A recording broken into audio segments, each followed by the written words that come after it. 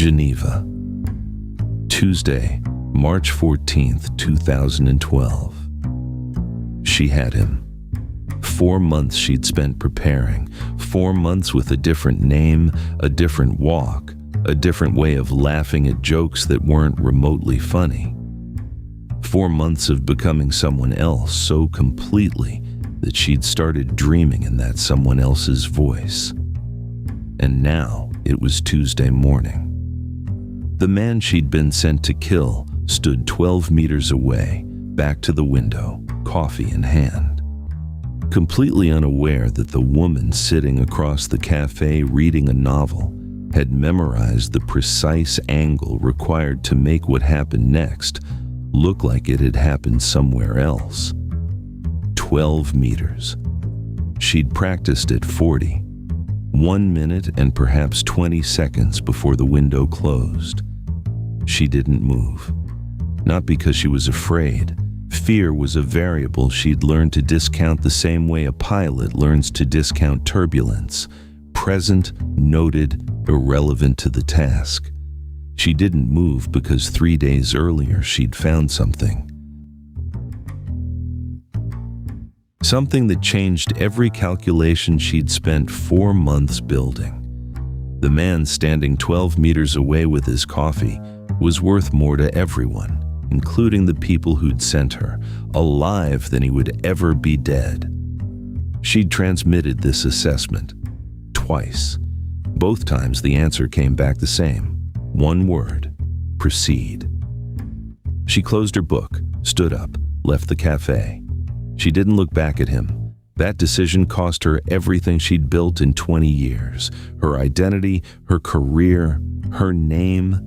It cost her the only life she'd ever known and replaced it with something smaller, quieter, more careful in a city she'd chosen specifically because no one she'd ever worked with would think to look for her there.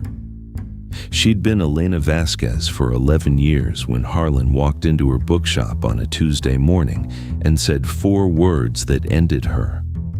Yusuf Karam is alive.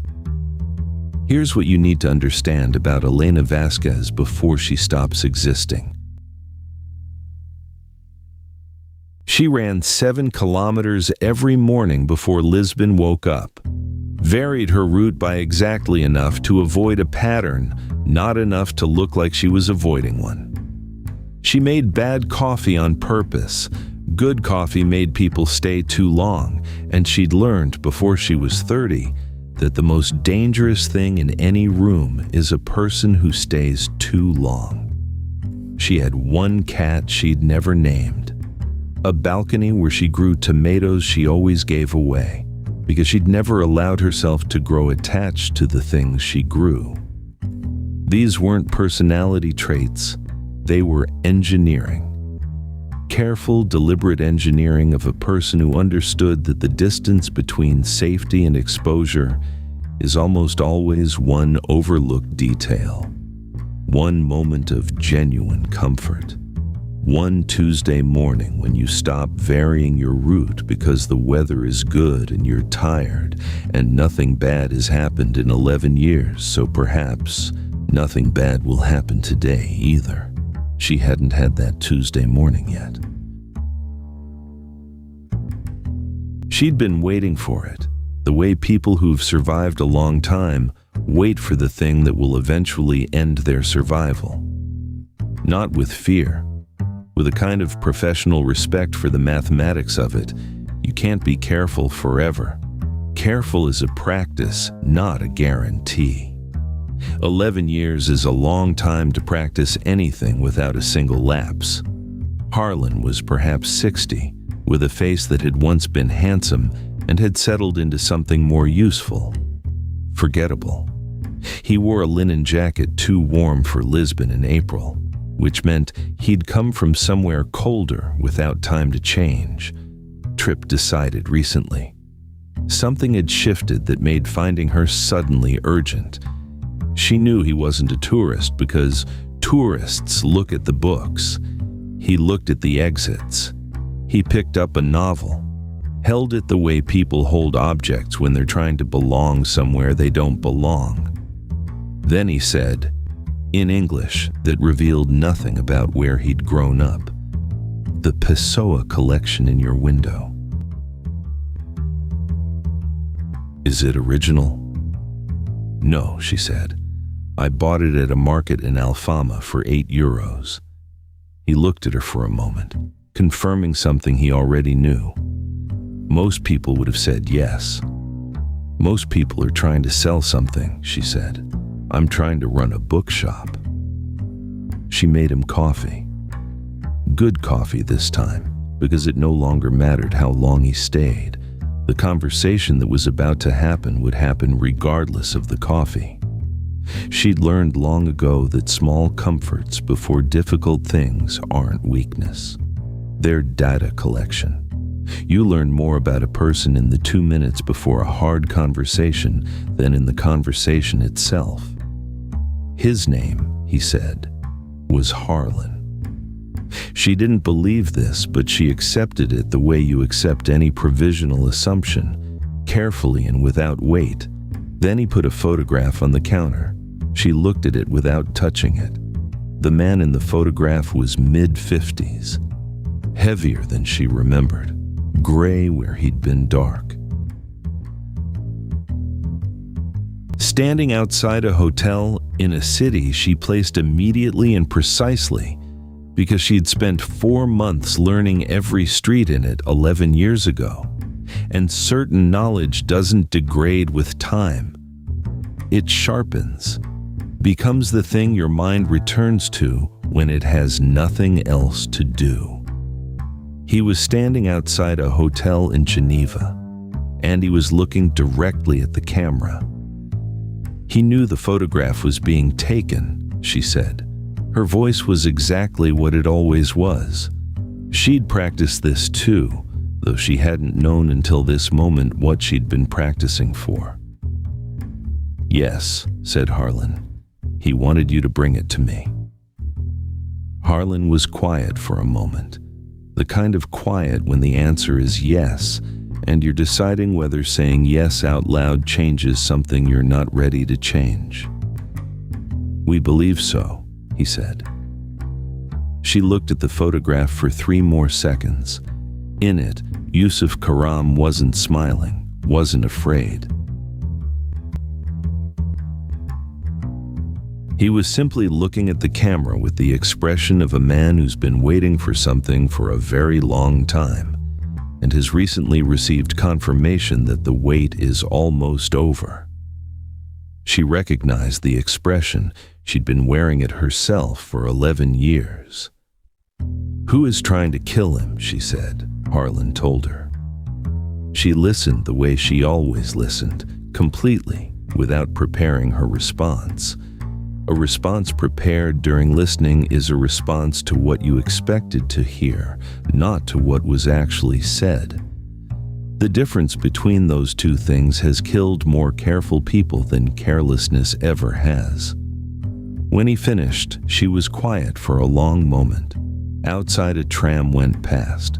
Someone on the narrow street below was arguing with someone on a phone in rapid Portuguese about something that was very important to them and would be completely forgotten by evening. The cat she'd never named walked across the counter and sat between her and the photograph. Looked at her with the absolute indifference that cats bring to human catastrophe. She'd always found this more steadying than sympathy. "I've been dead for 11 years, she said. "I know," said Harlan. "If I come back, Elena Vasquez dies." "Yes. And the people who've been looking for the woman I was before. They'll know." "Yes," said Harlan. "That's also true." She picked up both coffee cups and washed them in the small sink behind the counter. Complete attention to every small task. Because she'd believed since she was 22 that small tasks done precisely are the only reliable foundation for large tasks done correctly. She'd never found a reason to revise this. She dried her hands, took off her apron, folded it, placed it exactly where she always placed it. Then she stood in the middle of her bookshop and looked at it, not with sentiment, inventory. 11 years of careful construction, the bad coffee, the unnamed cat. The reproduction Pessoa in the window that she'd never tried to sell as something it wasn't. The regular customers whose names and dogs and reading habits she knew with the same precision she'd once applied to targets and timetables and exit routes.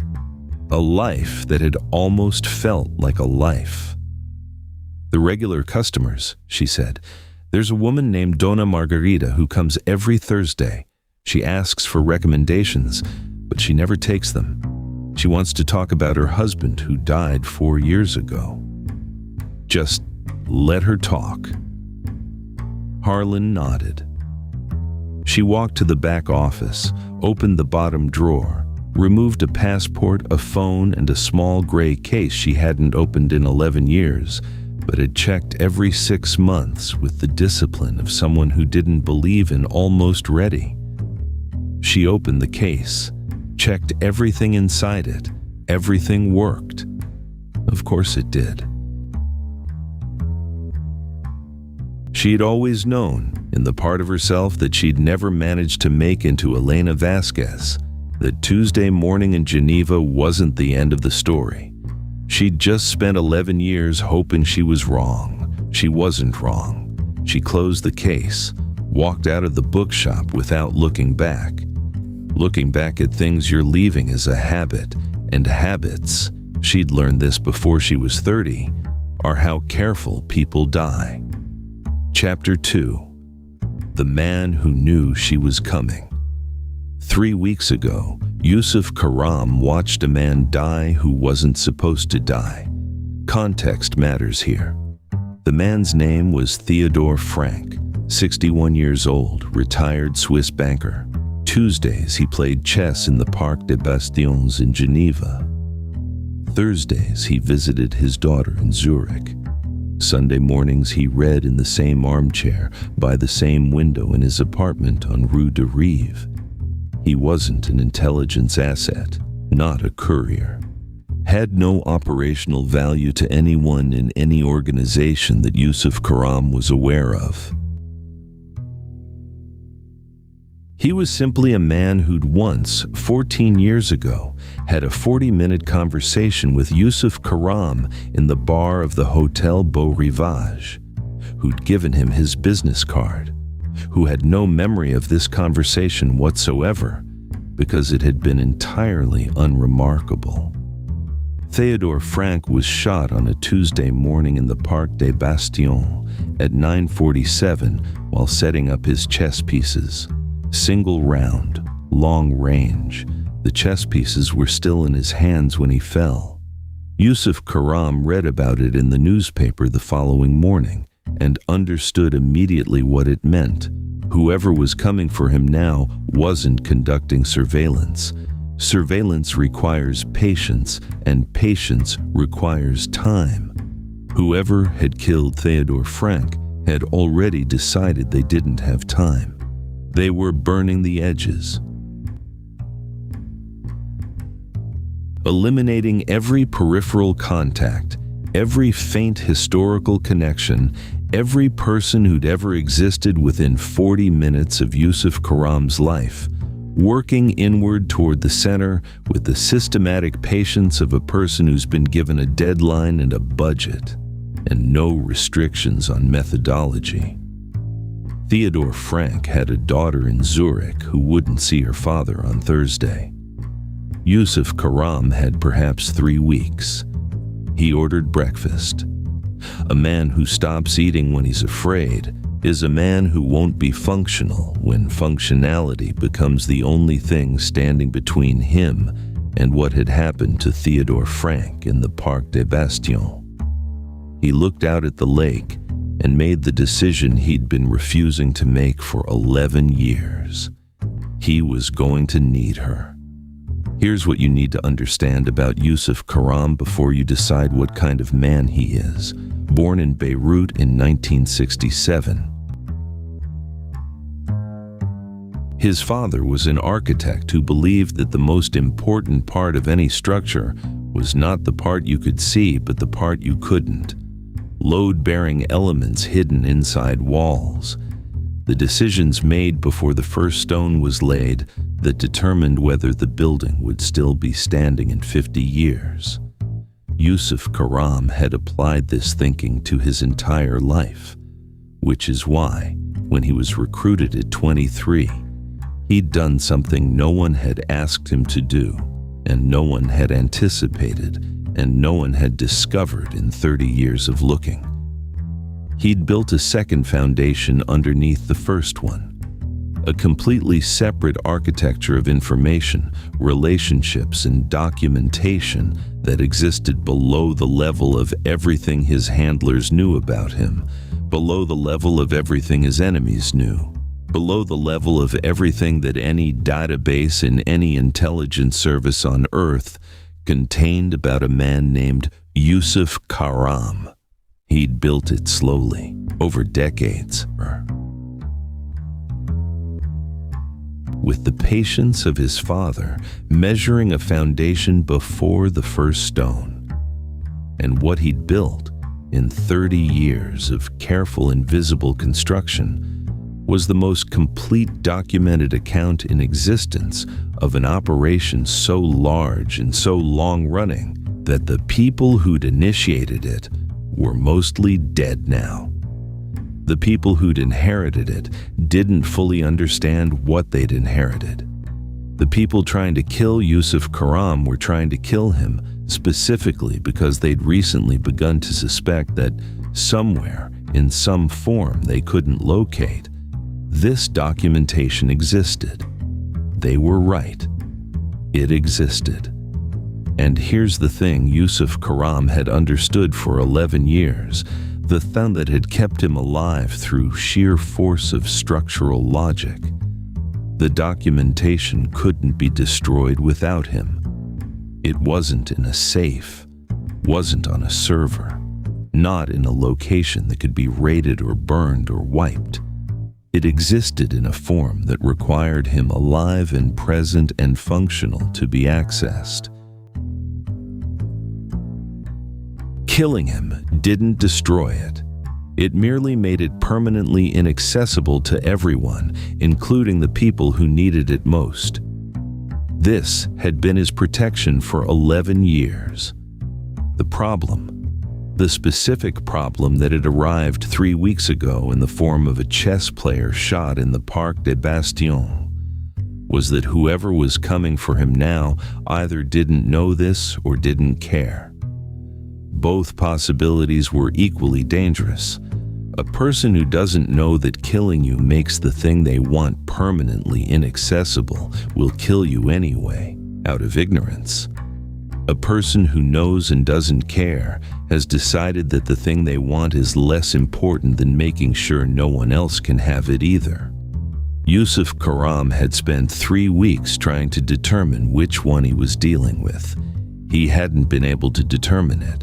First time in 30 years he'd encountered a variable he couldn't resolve with available information. The sensation was deeply unfamiliar. He didn't enjoy it at all.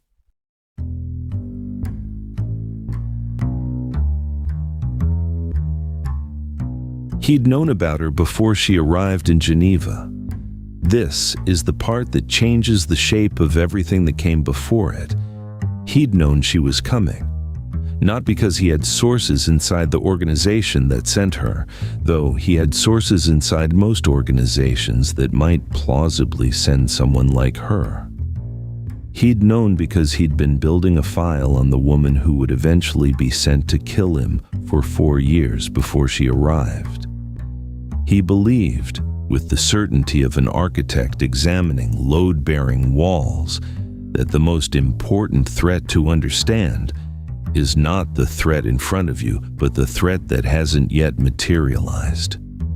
He'd read her file before she set foot in Geneva, knew her name, her history, her methodology, her psychological profile as assessed by 2 separate organizations that had employed her at different points in her career.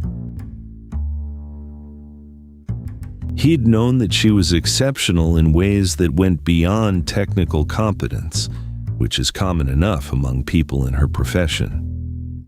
She was exceptional because she was capable of a quality that genuine professionals almost never possess: genuine moral reasoning in real time under operational conditions. Most people in the field make moral decisions before they enter the field. They construct a framework in advance, acceptable and unacceptable actions, and then they execute within that framework without revisiting it. Revisiting it under pressure is how people become unreliable. Unreliable people don't survive. She didn't do this. She reasoned, in the moment, under conditions designed specifically to make reasoning impossible. He'd known this about her from her file. What he hadn't known, what no file could have told him, was whether she'd find what he'd left for her to find.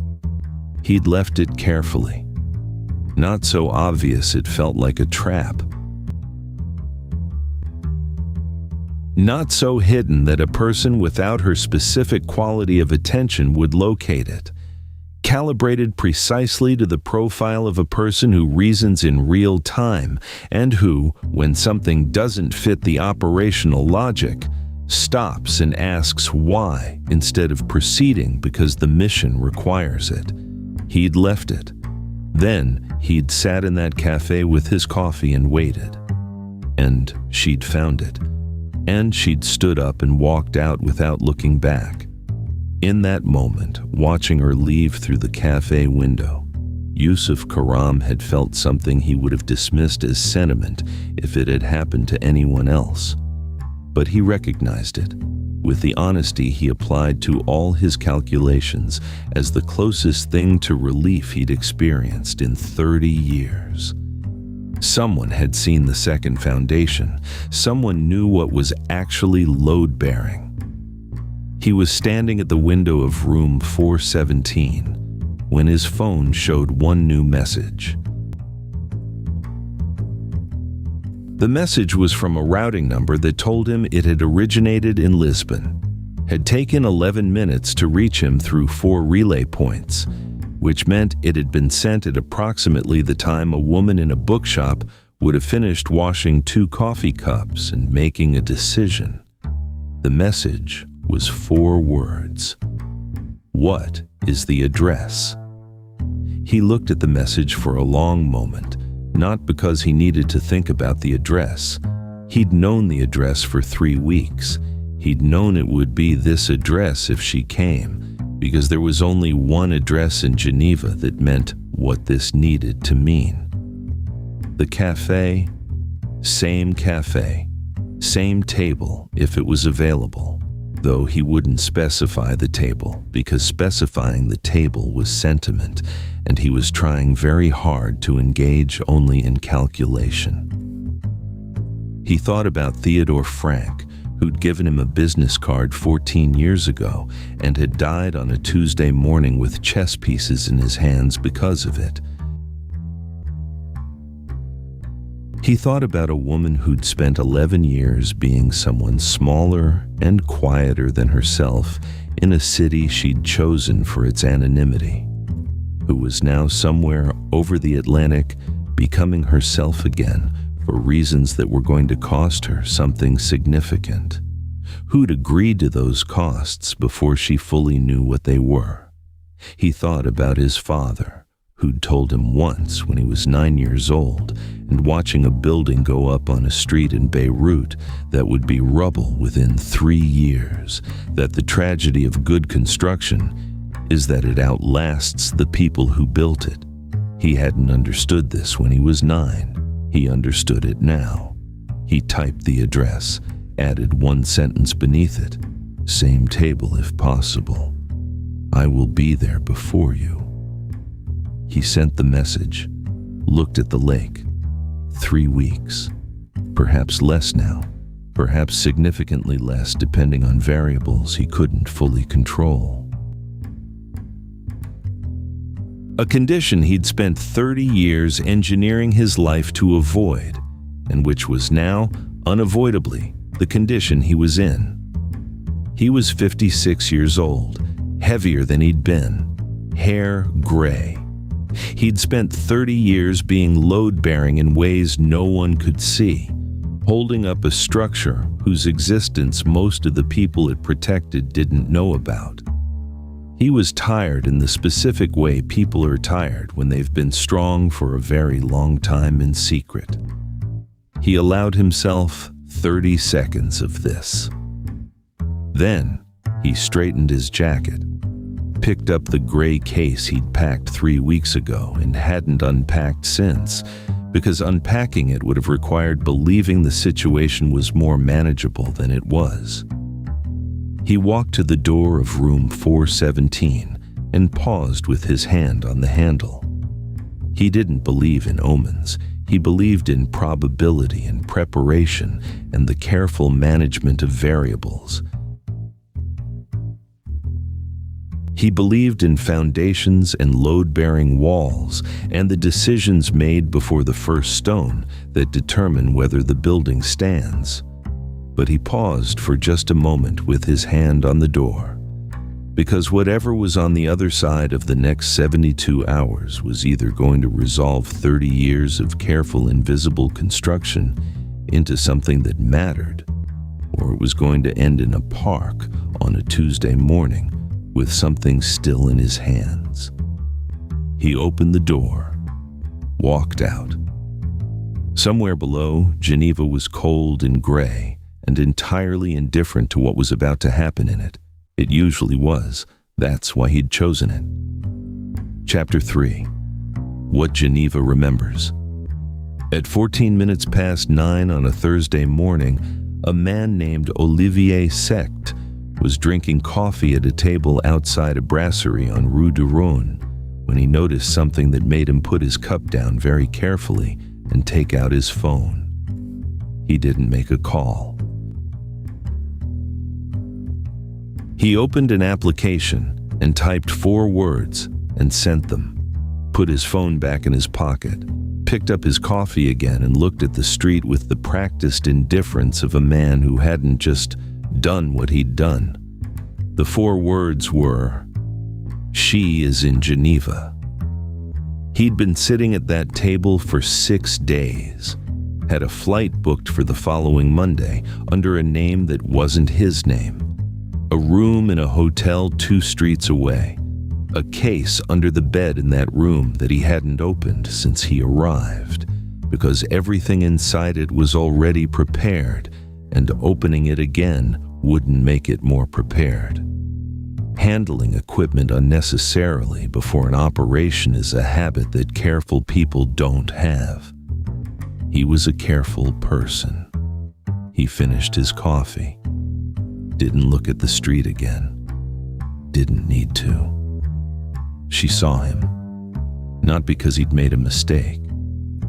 He hadn't made a mistake. He was good, genuinely good, the kind of good that takes years to build and is visible only to the very small number of people who've spent an equivalent number of years learning to see it. She was one of those people. She'd clocked him 14 seconds after she turned onto Rue du Rhône. The coffee cup placed too carefully, phone out for 11 seconds with the screen angled away from the street. The return to the cup with the particular smoothness of a person resuming a cover after a task, which has a different quality than the smoothness of a person who's simply been sitting and drinking coffee. The difference isn't large, but it's there. And she'd spent 20 years learning to find things that are there but not large. She didn't change her pace, didn't look at him, turned left at the end of the street and walked 4 minutes to a pharmacy where she bought 2 things she didn't need. Stood at the counter long enough to confirm in the security mirror above the register that no one had followed her off Rue du Rhône. Then she took out her phone and sent a message to a number that would reach Yusuf Karam through 3 relay points in approximately 9 minutes. The message was 6 words. We have less than 72 hours. The cafe was on a narrow street in the old city. She arrived first. She'd arranged this because arriving first means you choose your seat, and your seat determines your sight lines, and your sight lines determine how much warning you have before something becomes a situation you can't manage from a seated position. She sat with her back to the wall and her face to the door, ordered coffee, looked at the table. It was the same table. She hadn't planned this. She'd sent Yusuf Karam the address of the cafe the previous evening without thinking about which table she'd choose. Had chosen this one on arrival by reflex, the automatic selection of the position with the best sight lines.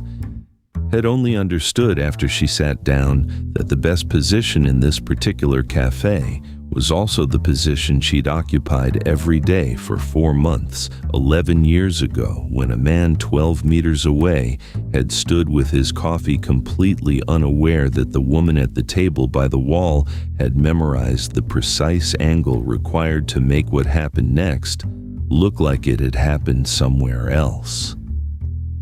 She put her hands on the table, looked at them for a moment. Same table, she thought. Different person sitting at it. She wasn't certain this was true. He arrived 7 minutes later and she watched him walk through the door and cross the room. She collected everything available in those 7 seconds the way she always collected first moments, completely and without editing. First moments contain more information than any subsequent moment. The information degrades quickly. He was 56. Heavier than he'd been. Gray where he'd been dark. He walked with the careful economy of a man who'd spent a long time making himself small in rooms. He sat down across from her and looked at her with an expression she couldn't immediately classify. She looked at it for another moment. Then she classified it. He looked like a man who'd been right about something for 11 years that no one else believed, sitting across from the proof of it. She understood this expression. She'd been wearing it herself since Lisbon. Rue de Rhône, she said, sitting outside the brasserie, coffee, phone out for 11 seconds, screen angled away. Yes, he said. I saw him yesterday. Same table, different newspaper. How long have they been in position? My best estimate is 8 days. He paused, which means they're not waiting for confirmation that I'm here. They already know. They're waiting for something else. She looked at him. They're waiting for me. Yes. They let me walk in. Yes. She was quiet for a moment. Outside the cafe window, Geneva moved past in its Thursday way, entirely indifferent. She thought about Olivier Sect on Rue de Rhône, with his coffee cup placed too carefully. She thought about the case he had under a bed somewhere 2 streets away that he hadn't opened since he arrived because everything inside it was already prepared. How many? She said. 3 that I've confirmed, possibly a 4th I haven't been able to place. She nodded slowly. 72 hours. The documentation. Walk me through it. He reached into the inside pocket of his jacket and placed a single key on the table between them. Small. Unremarkable. The kind of key that opens something in a place that requires you to know where the place is. What does it open? She said. He told her. And here is where the shape of everything changed, because what he described wasn't what she'd spent 11 years believing she'd found the edges of in Geneva. It wasn't the operational archive of a mid-level network that she'd assessed as more valuable intact than destroyed. wasn't the documented history of one organization or one operation or one decade of careful invisible work. It was all of it. 30 years, 12 countries, 41 operations of which the public record contained evidence of 4. The complete documented architecture of a network so large that the people currently running it didn't know its full dimensions because the person who'd built it had built it in compartments, each compartment knowing only itself. The only complete map of all of it existed in a form that required Yusuf Karam alive and present and functional to access. She looked at him across the table. "You've been carrying this for 30 years, she said. "Yes." "Alone?" "Yes." "And the organization that recruited you at 23? Do they know?" He was quiet for a moment. "They know I have something," he said. "They don't know what." "They've spent 11 years trying to find out. That's why they sent you in 2012. She looked at him. "Not to eliminate a logistics coordinator with extremist affiliations," he said quietly. "To find out what I had and where it was before eliminating me." The cafe was very quiet around them. She looked at the table, looked at her hands on the table. She thought about 4 months in Geneva building a cover and finding something at the edges of his legend that didn't fit. Pulling that thread, following it, making a decision in real time that had cost her 11 years of a smaller life. She thought about what her file had said her motivation was. She thought about what her actual motivation had been. "They sent me to find it," she said, "not to protect it." "Yes." "And Harlan." Yusuf Karam looked at her steadily across the table and said nothing. And in his silence, she understood something she hadn't permitted herself to consider, since a man in a linen jacket too warm for Lisbon had walked into her bookshop and placed a photograph on her counter and told her that Yusuf Karam was alive. She'd been sent again, different instruction, same objective. Find out what he has, find out where it is. And then, she was very still for a long moment, the stillness that isn't relaxation, but its precise opposite. Outside, a tram went past. Somewhere on the street, a child was laughing at something with the complete uncomplicated joy that children bring to things that aren't complicated. She found it in this moment almost unbearable. "You knew," she said. "When you sent the photograph, you knew what Harlan was." "I suspected," he said, strongly. "You sent for me anyway." "Yes." "Why?" He looked at her. "Because the question was never whether Harlan would send you. The question was what you'd do when you got here." He paused. "I've read your file. I've spent 11 years thinking about a Tuesday morning in this city when you stood up and walked out of a door. I built my entire calculation on the answer to one question." He paused again. "When you find out what you've just found out, what do you do?" She looked at him across the table in the cafe on the narrow street in the old city in Geneva. She thought about this question with the complete real-time moral reasoning that 2 separate organizations had assessed as a liability, and which she'd never once found a reason to stop practicing. She thought about Harlan and his linen jacket, and his good coffee and his 4 words. She thought about Olivier's sect on Rue du Rhône, and the case under the bed that was already prepared. She thought about 11 people in 2004 who appeared in a calculation as a cost, and whose names she didn't know and would spend the rest of her life not knowing and thinking about anyway. She thought about a key on a table. She thought about what her father had told her when she was young, and and what she'd believed before she became the kind of person whose file described her motivations as operational rather than personal, which had been true for 20 years and was perhaps no longer entirely true, and perhaps had never been entirely true. Perhaps the difference between those two things was exactly the question Yusuf Karam had spent 11 years waiting to ask her.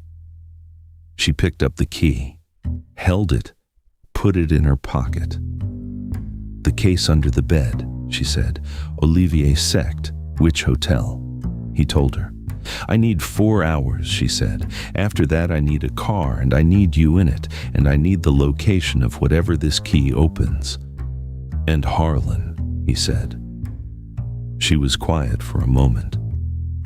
"Harlan sent me to find what you have," she said. "He's going to find out that I found it." She paused. "He's going to find out everything I decide to tell him, and I'm going to decide very carefully what that is." Yusuf Karam looked at her for a long moment. 11 years ago, he said quietly. "In this room, 12 meters, you had 1 minute and 20 seconds. "Yes," she said. "What did it feel like?" he said, "making that decision?" She thought about this honestly, the way she thought about everything, without the comfort of a pre-constructed answer. "It felt like the first time in 10 years that I was certain I was doing the right thing," she said, "and it felt like the end of everything I'd built." She paused. Both of those things were true simultaneously. He nodded slowly. "Yes," he said. "I know exactly what that feels like." She stood up, put money on the table, looked at him one last time with the inventory she brought to moments that might be last moments.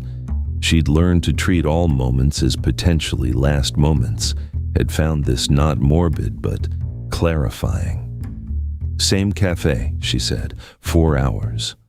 He nodded. She walked to the door, paused with her hand on it. 11 years ago, she'd walked out of a door in this city without looking back, had spent 11 years not looking back. She thought perhaps this once, looking back wasn't sentiment, it was structural. She looked back. He was watching her with the expression she'd classified. The man who'd been right about something for 11 years, sitting across from the proof of it. She held his gaze for 1 second. Then she walked out into Geneva. Cold, gray, indifferent. She turned up her collar and began to walk, varying her route by exactly enough.